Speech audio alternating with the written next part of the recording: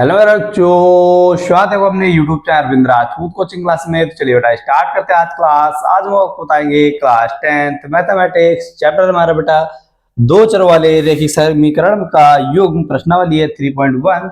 तो question number बेटा मैंने 3 तक करवाया है। पहले के 2 पार्ट करवाए, तीसरे के 3-4 पार्ट थे वो भी करवा दिए। अब जो तीसरा क्वेश्चन है यानी दूसरे करवाए, तीसरा क्वेश्चन है उसका पार्ट मैंने पहला करवाया, इसमें आपको दूसरा पार्ट करवाएंगे। जिन लोगों ने इससे पहले का वीडियो नहीं देखा है तो प्लेलिस्ट में जाकर आप वहां पर देख सकते हैं बेटा। तो टाइम ना वेस्ट करते हुए स्टार्ट करते हैं आज की क्लास। देखिए आज इसका हम बताएंगे बेटा दूसरा पार्ट बताएंगे। कौन सा दूसरा पार्ट? क्या दिया है? अनुपात a1/a2 जो मैंने लिख दिया है, b1/b2 c1/c2। एक कॉमा लगा के लिखा है कि तुलना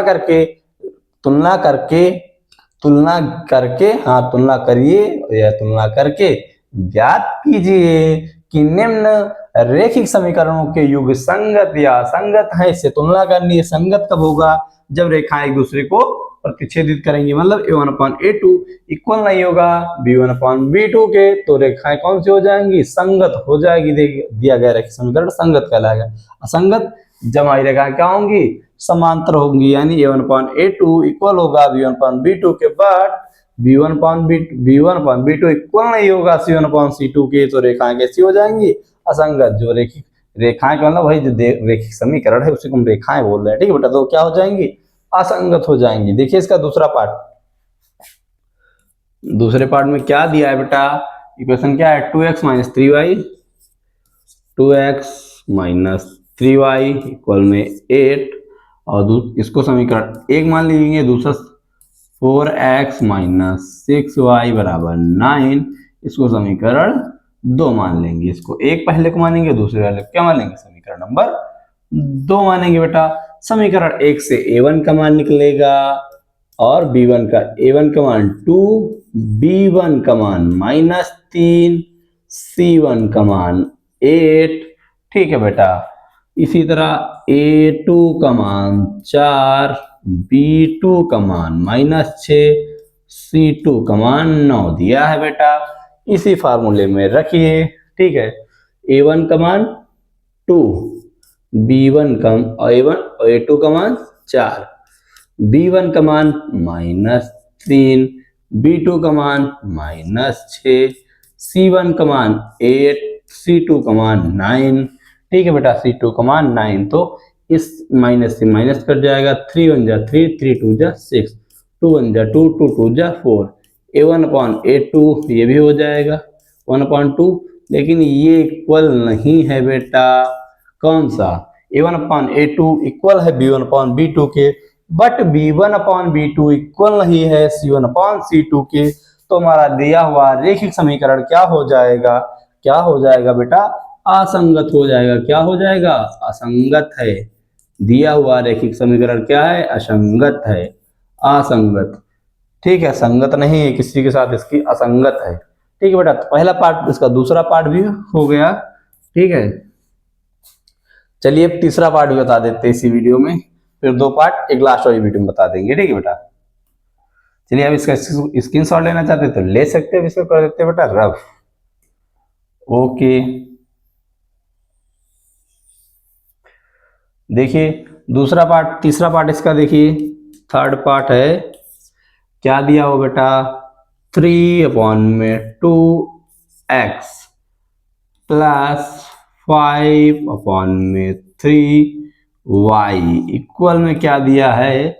7। दूसरा है 9x माइनस का 10y बराबर 14। इसको समीकरण 2 मान लेंगे। इसको भी सॉल्व करके समीकरण बनाएंगे। कैसे?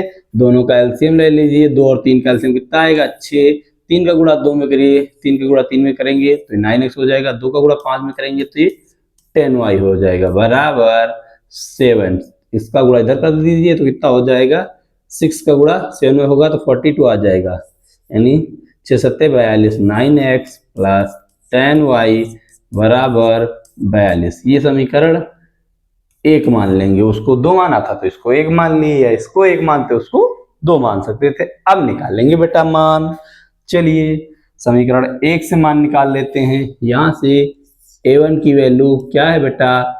9 है, b1 की वैल्यू 10 है, C1 की वैल्यू क्या है 42 है, A2 की वैल्यू यहाँ से 9 है, B2 की वैल्यू क्या है बेटा 10 है, और C2 की वैल्यू क्या है 14 है। चलिए A1 की वैल्यू 9 ऐसे बना दें, A2 की वैल्यू 9 इक्वल में B1 की वैल्यू 10, B2 की वैल्यू 10, ठीक है। C1 की वैल्यू कितनी है, C1 की वैल्यू है 42 और C2 की वैल्यू है 14। तो बेटा ये तो 1 1 इक्वल हो जाएंगे, लेकिन ये इक्वल नहीं होगा, ठीक है, क्योंकि 14 3 42 होता है, वो नहीं आएगा। इसको काट देंगे, क्या आ जाएगा 3 आ जाएगा, 14 3 जा 42 होता है। ओके, तो मतलब ये इक्वल नहीं आएगा, A1 इक्वल है लेकिन ये वाला इक्वल नहीं आएगा, ठीक है। क्या पहला A1 अपान A2 इक्वल है B1 अपान B2 के, but B1 upon B2 equal नहीं है C1 अपान C2 के, इसलिए दिया हुआ रैखिक समीकरण क्या है बेटा असंगत है। क्या है, असंगत है, लिख देंगे असंगत है, ठीक है। दिया हुआ रैखिक समीकरण युग्म क्या है बेटा असंगत है। समझ में आ गया होगा बेटा।